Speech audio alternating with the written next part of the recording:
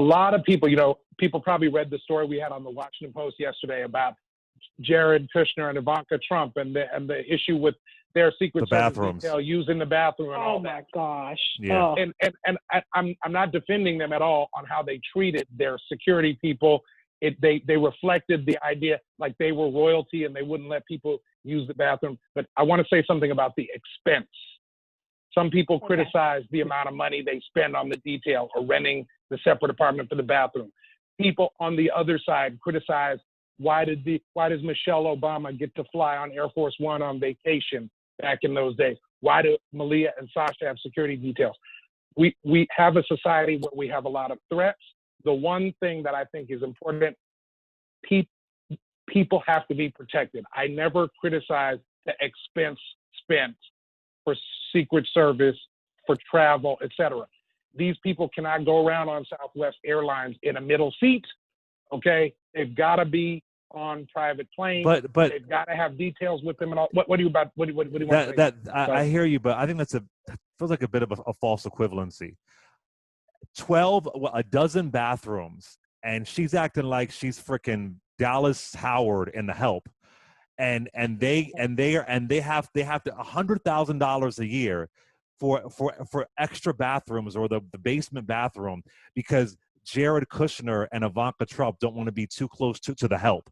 I mean, it's beyond the money for me. It goes right into the narrative of these privileged, nepotism, vile, disgusting people for bathrooms. I have never heard of any president doing this. So that for me is what's despicable. No, the way they treated people was despicable. You have a house in Calorama with 6.5 bedrooms. Can't that 6.5 bathrooms? Can't that half bath be used by your Secret Service detail? I agree. I'm trying to address the expense part alone. Spare no expense. I don't want them to spare an expense on the Trump family because I don't want someone else to come along and spare an expense on protecting Malia and Sasha Obama, on Barack and Michelle Obama, on Bill and Hillary Clinton, on Jimmy and Rosalind Carter. Do you understand what I'm saying? Once that breaks down and people start saying, oh, we got to pinch pennies here and there, now you've got people out there in the world unsecure. I see what you're saying, but I think it's the expense on top of just the viciousness of it. That I've never heard of anybody doing this. I think it's the expense. So I was disgusted when Ben Carson, what was that, a $30,000 dining room table? I mean, although I'm a quote unquote Democrat, I'm not about frivolous spending. So I was disgusted by that. But this specifically, it really is. It's like The Help. It is so much. Why? And who approves this? Who approves this? Like, it is like The Help.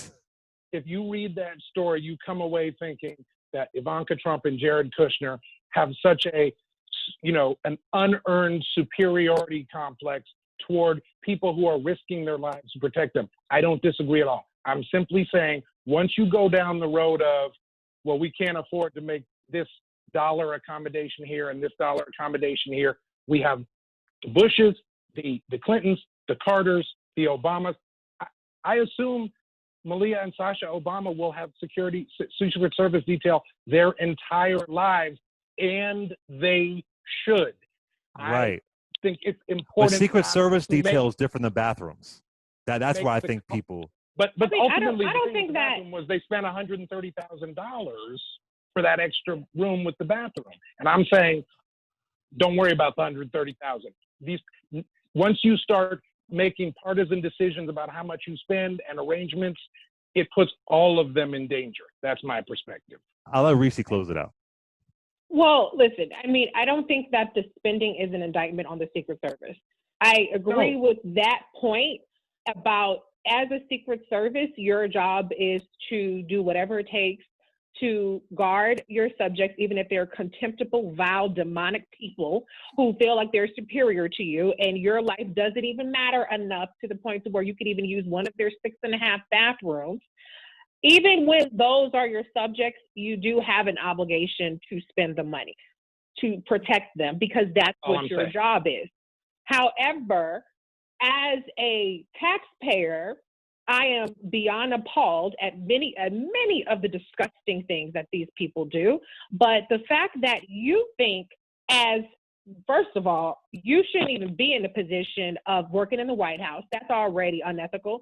Second of all, you're too damn grown. They don't need Secret Service protection. We're talking about Malia and Sasha. These are underage people that came into the fold when they were children. So that's a little bit different to me, but okay, fine. They have Secret Service protection. It is what it is. But just the lack of humanity and decency that these people have, and we can quantify that in the amount of $130,000, which is just one of the few expenses that they have milked taxpayer dollars for. It is disgusting. They should have no future anywhere. They should be persona non grata, which they won't. But it's just very contemptible. And then the fact that the Black president and his wife are allowing Secret Service agents that aren't even protecting them to come to their house. That's the level of decency and humanity as a contrast to these folks. It's one of the more outrageous things that I've seen in a long time as it relates to these people. This chick will never be president just off of that story alone. It's a lot of stuff that she's done that's messed up, but just off the fact that you won't even let somebody who's risking their life use your bathroom, you are disqualified from humanity. And I'm sorry, I said 12 bathrooms. It was 6, just to be fair. Right. More than enough to go around. More than enough to go around.